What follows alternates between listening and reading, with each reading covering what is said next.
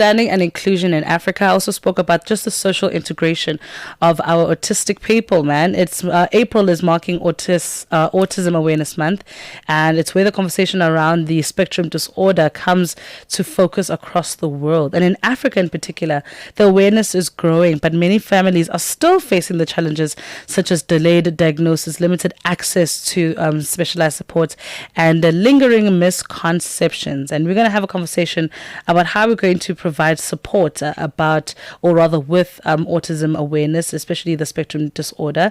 And we are joined by Bulelwa Fobosi, who is the founder of the LiveAligned Institute and BrightSteps Inclusive Academy. Bulelwa. Hey, man. How are you, honey? Good, thanks. How you doing? I'm good. Okay, so April is in the next 2 days, thankfully. Because what was March? That was long, ne? What was March, guys? March was a year long. I know. I know. So let's talk about autism, right? I know that, look, it wasn't something that she came out with, but I think the one thing that kind of made me sensitive to autism even more, hear me out, was when Beyonce's kids. Yeah. I was like, wow. So I hate to say this, but hear me out. Even the rich. Yeah. Right? Yeah. Doing even the rich. Yeah. Talk to us about autism.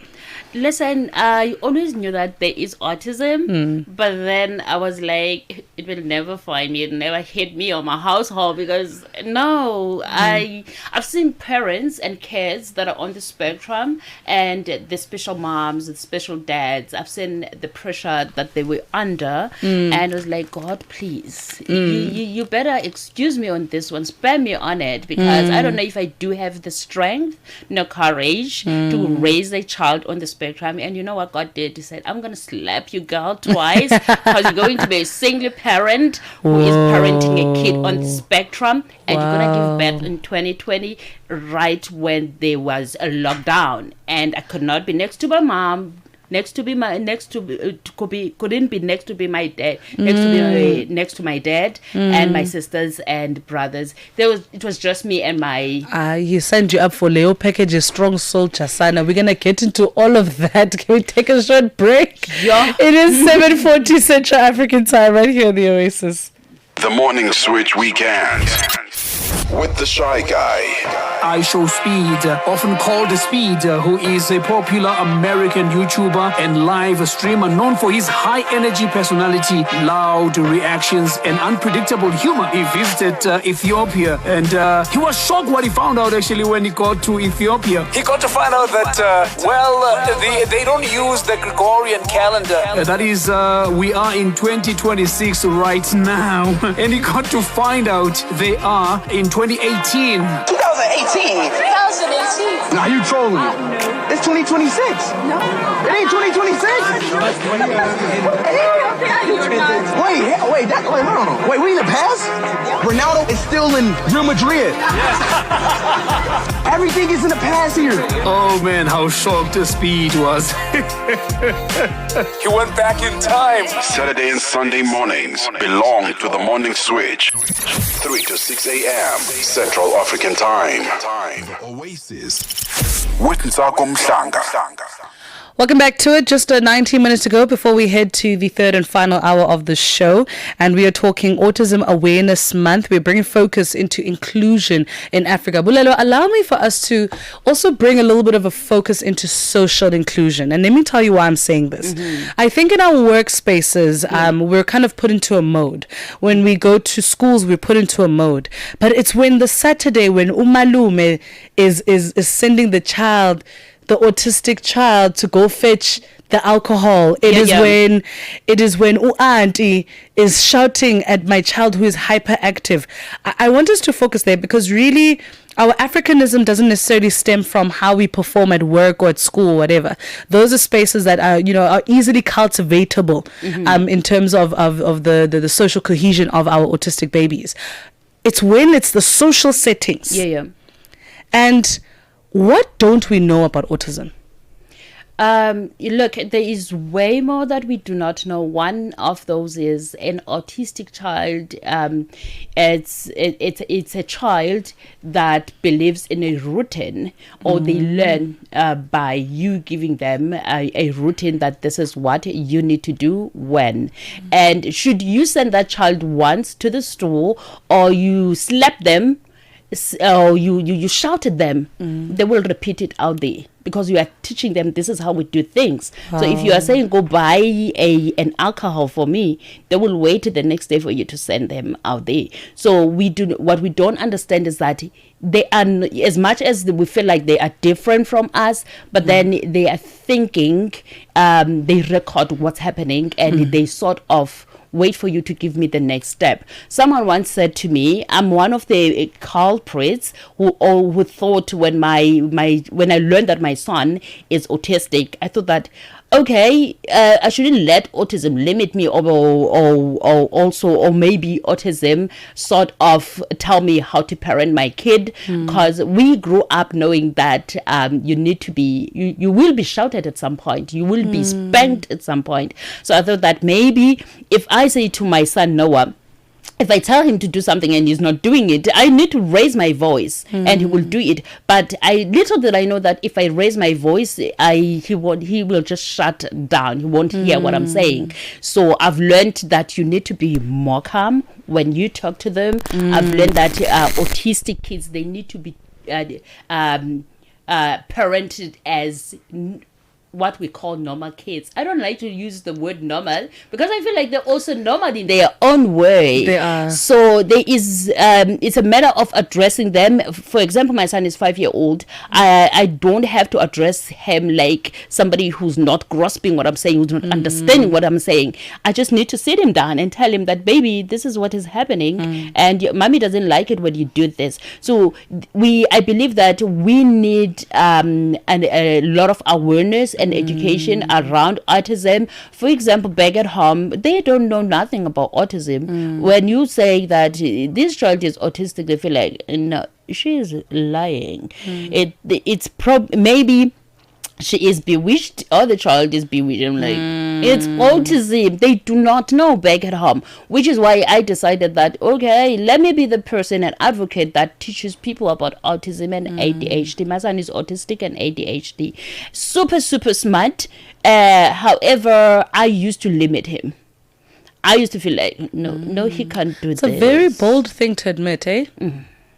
It's a very bold thing to admit, because I think when we think about, and I think about the parents that I handle, right? And handle very gently.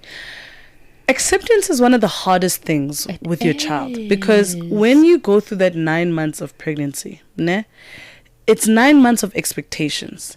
You have a picture in your mind about their life. And a lot of the conflict between parent and child is the unmet and uncommunicated expectations. Yeah. So you can imagine now, you going through the pregnancy, one, even just being a single mom on its own is enough to drive anyone crazy. Believe me, I have a lot of single women around me, so I know how hard it is. But being a single mom to an autistic child, where there are days where you yourself are depleted. So the acceptance is harder to accept and to grasp. So how did we now go from you're in this, because it's very easy as well to camp in that victimhood, right? Which I'm glad you kind of got out of that camp. But you went from the camp victimhood, I'm a victim to all of these things, giving birth alone, lockdown, my child is autistic and ADHD, to now saying we are the founder of LiveAligned Institute and BrightSteps Inclusive Academy. I need to hear the steps in between. Okay. Because I know that people camp there. I know for a long time. For a long time, to a point whereby they become depressed and feel like they checked out from life from the beginning, or from the word go, when the doctor said your child is autistic. Look, for me, what happened is that my mom used to, when she visits us in Joburg, she'll be like, a first child, you need to send your first child back at home for your parents to sort of raise the child. Really? Yes, in most families, it's like that. It's really not a need, but then it's a custom that we know, okay, because I'm here to work, let me send my child back at home. So, but for me, and in my family, I'm the first one unmarried who said, I'm raising my boy. I'm definitely raising my boy. And people in my circle, friends and acquaintances, they used to be like, no, a woman raising a boy, you can't do it. I'm like, I'm going to be the first one. Even to this day, there's still some misconceptions about single moms to sons. So I was like, okay, I'm going to prove you wrong. I'm not proving you wrong, but I'm proving everybody wrong. I'm going to do this with God. As I'm going to do it, I'm not going to let the single parenting stop me from doing things that I want to do for my son or being the best person that I need to be. So what I did when that was before I even took my son to a doctor, I took my son to best schools, like your early education schools in Joburg, because I'm like, okay, number one, I've been self-employed since 2019 because I got retrenched at my second week of pregnancy, and I was like, okay, now I'm all alone, and there's a human being coming, and as I've said, I'm about to become a single mom, so I have to do what's best for my baby. Yeah, Jonga. Can we pause for a moment? You were traveling. Terminal airport, petty passport. Listen. What do you mean? Yeah. So I was like, Mina, I'm gonna work for my kid. I'm definitely gonna push for my son, and he's gonna have the best life that I did not have, because my parents, I give them that. Kudos to them. They are my role model. They did everything for us. Still doing. My mom passed, but my dad is alive. He makes sure. That's so beautiful. So, fast forward, at school, his previous school before the one that he attended last year, he went to a special school. Sure. Because only January last year, I knew that my son, it was confirmed by the doctor that my son is autistic.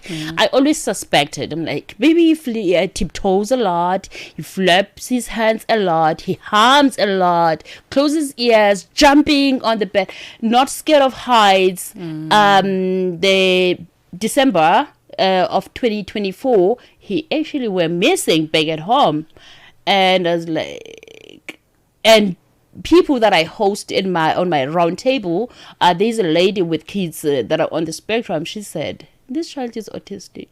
I was like, I cringed. Like, don't do that. Do not. My child is not autistic. I actually went home and cried about it because I was in denial. And God decided to push us to church. Got to church, and a lady came to me. She said, can I please have your number? I see Noah is one of my kids. I'm like, what do you mean? That's my son. Yeah. And she's like, I see that I help a lot of kids that are on the spectrum, and I'm a specialist. I sort of calmed down because she said she's a specialist. She knows what she's talking about.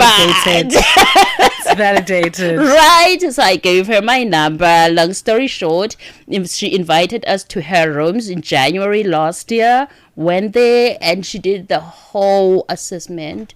And I was like, and she sat me down. She said, look, you're not only dealing with autism, but ADHD as well.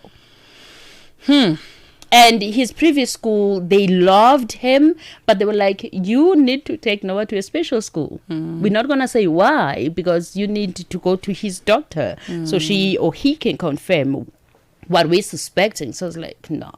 But eventually I did that. And then when she said Noah is autistic, I was sad. I was sad because my suspicions were confirmed. Yeah. Then got home, and when we got home, like on our way back home, I'm having a chat with Noah. I'm like, you'll be fine. Like, I treated it as if it's a sickness. Yeah, like terminal. Yeah, I'm like, baby, you'll be fine. We are in this together. I'm your biggest supporter. But then when we got home, so I have a space in the living room divided for Noah's library. Like, this is your side. to learn. Noah loves to read. So I said, okay, when I get home, I'm going to do my grounding whilst he's playing with his books and toys and whatnot. But to my surprise, first time, I promise you, Noah stood, I had Noah. Okay, our speech is delaying, but I had him like doing the ABCs to Z. I'm like, no, that's TV. But we do not have a TV. What is it? Could it be a phone? Then I decided to pip. And I'm seeing Noah is actually pointing on ABCs. I'm like, God, you're great. Okay, so my son is actually going to talk. However, I said myself, I was like, okay, but I need to also work on my chamber. I need to work on my inner self. Because this, what doctor just told me, that is not something light. I need to take it serious and support Noah the best way that I know how, and also educate my family, because it's one thing supporting my son and they know nothing about it. So I decided to also inform my family months later, and took Noah to a special school. But because he's got a sensitive hearing, I decided to take him out, because he was frustrated at school. Yes, he's super smart. However, most of the time he closes his ears. And I cannot blame other learners and say, don't be too loud. Yes. Because it's kids. Because they're also dealing with their own autism. But you know what's so interesting to me about what you're saying is the lack of awareness that parents have. And, you know, I say this with a very gentle soul, right? A lot of parents, when your child gets diagnosed with something, your child doesn't think anything is wrong. Of course, that's so true. They don't think anything is wrong. That is true. It's when you say you are going to be fine, they're like, am I not fine? Yeah. Am I not okay? Oh, something is wrong with me. Yeah. So I think the conscientizing of parents and just the general community, because more than anything, I think this also conversation was struck by yesterday. My mom came home, and my mom now, because I work with kids, she's very conscious of the things. And she was like, saying, I'd see one of the kids, it's like they were on the spectrum because they were doing this and this and this and this and this. And then she was describing it to me, and I'm like, yeah, chances are they are. And then she, you know, spoke about what she didn't like, the fact that, you know, she felt like the child couldn't play with other people. So what happens in that case? And I think it brings me to now my next question, or discussion rather, to say, how do we integrate socially with our kids who are autistic? We don't want to leave them at home to protect them, right? Yeah. But that malume is a problem. That auntie who keeps commenting on their weight is a problem. Oh, man. And remember that people naturally, the world has become very harsh. I mean, imagine to us as adults, the things that we are going through, how much more our bambinos. So how did you navigate that? How are you navigating that? The social inclusion of Unana. How are you doing that for him? And Noah, how does he feel about when he goes to certain spaces? Are there any prerequisites that he needs to know to say, no, Nana, you see that one there? You don't go close to that one, or you don't touch this, or rather stay here. How do you navigate those conversations? Look, what's nice is that they understand and grasp everything that you say to them. So with my son, I show him pictures, videos of the places that we're going to visit prior. I mean, when I say prior, not day before. It has to be days before. And I would have to build a schedule every week and say that today we swim. He knows we swim on Mondays. We swim. The other day we go to sensory space. The other day we do horse riding, and the other day we play soccer. However, though, if we gonna go to a shopping center, I would have to tell him that, baby, you know that tomorrow is on Saturday. I'll tell him prior that on Saturday we're gonna go to a shopping center, and then on the shop. But I have to be specific. When we get to the shopping center, we're going to Checkers, then Clicks, Discount, and then we go home. Should we decide to go to the other shop, he's just gonna wanna leave that shop. And what's surprising is that as much as I give him the names and show him the pictures, should I go to a shop that it was not on the pictures or the name was never mentioned, because he knows how to read. He might not be yet vocal, but then he knows how to read. I'm like, but this is not what you said. So I have to tell him prior as to where we're gonna go, just to prepare his mind. And if it's going to be overcrowded place, there's a lot of people that are gonna be there. And please do not allow people to touch you. Do not talk to strangers. You touch my son, you will come and report to me. Yeah, he is this person is a strong 5-year-old, I promise you. He will grab you like nothing, like my mama said, don't touch me, or will push you. Wow. So what I love about them, they understand and record what you've said, or you tell them prior, and they basically going to carry themselves the way you want them to carry themselves in public. However, they like to wander. You need to be, as a mom or a dad of a child on the spectrum, you cannot be wearing your high heels going out with your child. You need to be in your palms. You're gonna run. Wow. So my child is very smart, and they're very quick. Within a split second, they just take off. So you have to be always present-minded. Now, when it comes to other people playing with other kids, or engaging with other people, say at church, for example, we stopped going church from Easter last year. And I decided that church, bye, thank you. Because they did not accept Noah. Wow. And they mistreated him. And this is one thing about being a parent: you can come for me, but don't come for my child. Listen. So I took that very, very personal and straight to my heart. I'm like, okay, I've been watching you guys doing this, and now you are coming, you complain about a silly thing.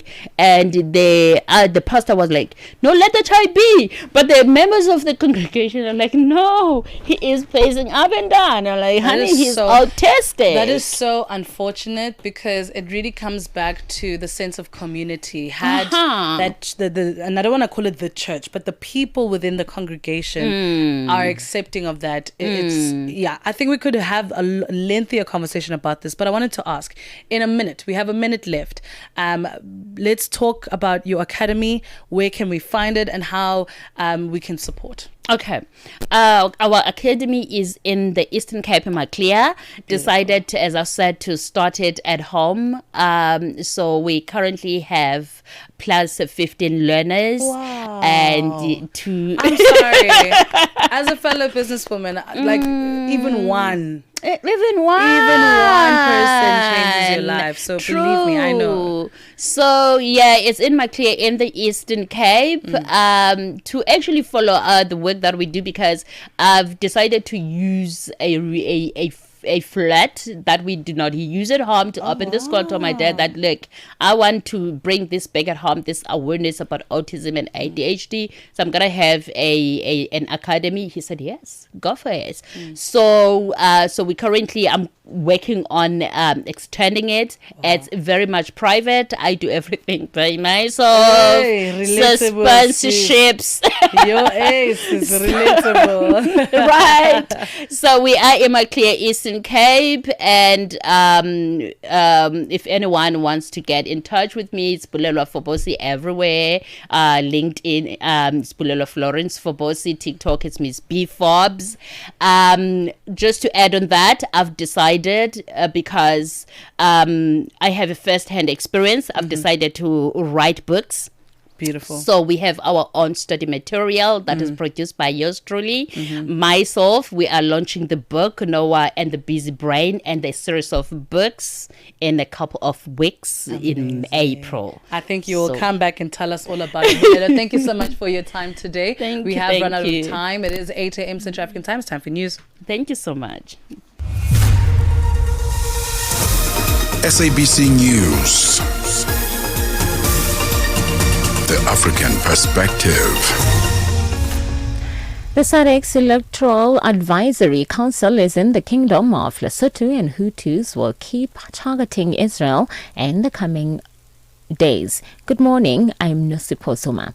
The SADC's Electoral Advisory Council is in the Kingdom of Lesotho for a post-election review mission led by Judge Ntsako Mhlanga. The mission will compile a report that assesses on whether the members' state adheres to the SADC principles and guidelines that govern democratic election. Judge Mhlanga says their duty is to compile and prepare a report that will be submitted to the chairperson of the SADC organ jargon on defense politics and security affairs. The South African Transport and Allied Workers Union, SATAU, has vowed to fight the planned retrenchment of 500 workers at the Passenger Rail Agency of South Africa. Now, the agency has initiated Section 189 consultations, citing severe financial strain. However, the union argues that job cuts should be the absolute last resort. The looming job cuts are expected to hit the long-distance passenger transport division, formerly known as MLPS, the hardest. SATAU spokesperson Amanda Chimesa says management must present a solid plan that doesn't involve firing workers. Over 500 workers are going to be affected at long-distance passenger transport division. We are opposing and rejecting the retrenchment of 520 employees at PRASA. Implementation of Section 189 should be the last resort. We have been engaging with the employer. PRASA management claims to be under financial strains and struggling to meet our financial obligations. We know for a fact that the PRASA is not transparent and honest enough with us about the entity's finances. The management must do their job and come up with a solid plan to avoid Section 189. The policy manager at the AIDS Healthcare Foundation, Ngatendwe Murombezi, says African countries risk facing another severe shortage of life-saving vaccines during future health outbreaks. Now, she says this is if a key provision is not strengthened in the proposed global pandemic treaty currently being discussed in Geneva, Switzerland. The concern centers on the pathogens access and benefiting sharing Annex, a critical system under negotiation as part of the World Health Organization's pandemic agreement. Leading African health organizations say no equity, no agreement, as Africa will not be left outside when it comes to access to life-saving essentials. Murombezi has outlined what they hope to achieve based on lessons learned from the COVID-19 pandemic. We learned that no equity meant that countries in the African continent were left out in the distribution of essential life-saving technologies such as diagnostics and vaccines. And that led to the unnecessary loss of life because there was no binding agreement around how the globe as a whole was to respond to emerging threats and threats like COVID-19. So there was no sharing, there was no overarching framework that bound the preservation of equity, which is what led us to the pandemic agreement being put into place. The Houthis in Yemen have warned they'll keep targeting Israel in the coming days after launching their first attack since the war in the Middle East began a month ago. The Iran-backed group says it fired 2 waves of missiles and drones yesterday. They were intercepted by Israel. The Houthis' decision to join the conflict has led to fears of further disruptions to the world economy. The BBC's Joe Inwood has the details. Saudi Arabia normally exports its oil through the Strait of Hormuz. That has been shut by the Iranians. To counter that, they've started pumping their oil in a pipeline across the country and exporting it down through the Red Sea. The Houthis have the capability to effectively shut or to try and blockade the Bab al-Mandeb Strait. If they do that, Saudi Arabia will lose a huge amount of its capacity to export oil to Asia, to the Far East, and that will have huge economic consequences. It might make what we're seeing so far, which is very serious, look pale into insignificance. Meanwhile, U.S. President Donald Trump says Iran is no longer the bully and called on the country to open the Strait of Hormuz, referring to it as the Strait of Trump. The United Nations said on Friday it was setting up a task force to design a mechanism to keep trade flowing through the strait, warning that disruptions caused by the Iran war risked greater food shortages and humanitarian crisis worldwide.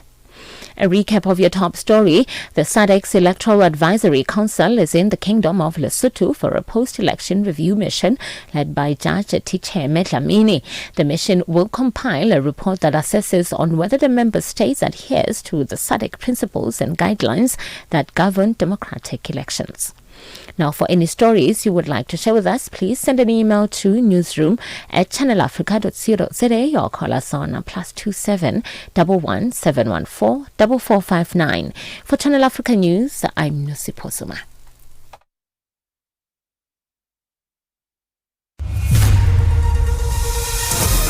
SABC News. The African Perspective.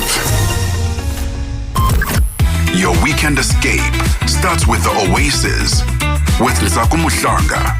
Music and fresh perspective. 7 minutes after 8 a.m. I'm going to do my best to try and get through this interview, guys. I'm still a human, man. I'm trying to keep all the tears in, keep all the love in. I can't believe how grateful I am. Yeah, but the speech will come later. For now, we're going to get into our Sundays. It's for legends. We're going to be speaking to Ntsako. So one of my dreams back in high school, in grade 9, this was in 2013. Don't judge, guys, okay? 2013 in grade 9, I watched The Hunger Games. And I was like, I need to go into the film industry, right? But I wanted to understand what part of the film industry I wanted to kind of get into, whether it be directing, writing, because I was also like, funny enough, I wasn't the best writer. I always wrote, but I wasn't the best writer because I had a bit of a attention deficit, right? I don't want to diagnose myself, but I had a bit of an attention deficit. So I would write sometimes the conclusion as my intro, and my brain was just everywhere. And I remember one of the things that I really wanted to kind of get into was the theater and Broadway and EGOT status. And I still believe that I am going to do all of those things because also I'm delusional. So I will make whatever I want to happen. And theater was the thing that I decided to start with. So I started acting in school, in our school plays and all of that. And that was so much fun. I had a lot of fun doing that. And then in grade 11, they were like, okay, guys, those who want to write the play, write. And I was like, okay, I'm going to go do it. I wrote a play. It won best script, best director, best all of those things. So then I knew, okay, I'm genuinely a creative person. I need to make sure that I invest in it. So the theater for me, theater is literally, I don't even want to say home ground, but it's home ground. When, I have a lot of people in my life that say things like, oh, Ntsako, you're so dramatic. I don't take it as an insult. I take it as a compliment, actually. They'll be like, Ntsako, you're so dramatic. Oh my gosh, you're so dramatic. And I'm like, yeah, my life is a theater performance. I treat my life like it is theater. I'm writing my own scripts. I'm directing my life. I am putting the stage and the lights and the costume and everything together. Even the way that I speak, I'm quite theatrical in that. God bless my friends and my partners and my business partners and, my life partners. And why am I saying plural? Oh my goodness, I have multiple life partners? No, just one. I think I thank them for the ability to just get me, like I try my best to surround myself with people who just get me. I don't want to explain how I am. So theater is one of my favorite things. And that's why today we are talking to someone who's going to be on Broadway. I need you guys to lock in right now and understand how big that is for an African to be on Broadway for The Lion King. Ntsako is going to be joining us. I'm so excited. 8:10 Central African Time. Welcome to really the finale of the Oasis. Got something to say? Are you passionate about issues that matter? Do you have a voice that deserves to be heard? Well, we've got the perfect platform for you. Call in or drop us a WhatsApp on +27 63 406 9126. And we will call you back so you could have your say and be part of the conversation. 30 years of age. I just turned 30 on the 15th of November. So that's who I am, It's not just talk. It's your chance to air your views. Share your opinion. Engage with the community that values your perspective. Follow us on our social media. Visit our website at www.channelafrica.co.za and get ready to share your views on Channel Africa, the African Perspective. The rhythm of Africa, the pulse of the continent. This is Channel Africa, the African